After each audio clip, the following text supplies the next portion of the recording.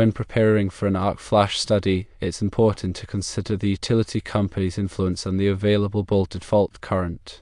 Contacting the utility is a good practice during the data collection phase.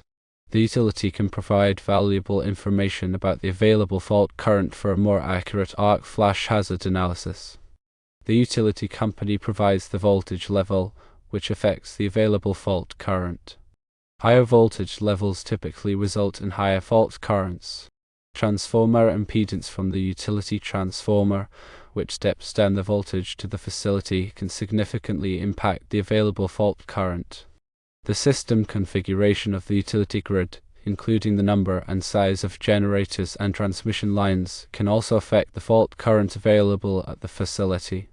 IEEE Standard 1584 recommends calculating the arc flash energy at two levels of available fault current. One calculation should be at 100% of the bolted fault current. This represents the maximum possible fault current available, assuming fault conditions that prevent the opening of any protective devices. The second calculation should be at 85% of the bolted fault current. This represents a more realistic scenario, taking into account the potential for some protective devices to open before the peak fault current is reached. Even with these IEEE recommendations, obtaining information from the utility company remains valuable. The utility company possesses data and models offering a more accurate assessment of the available fault current than calculations alone.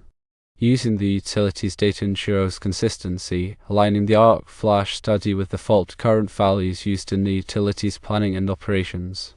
Furthermore, local codes or regulations may require obtaining the utility company's input for arc flash studies.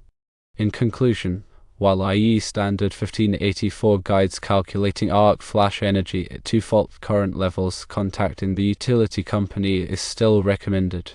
This contributes to accuracy, consistency, and compliance in the arc flash hazard analysis.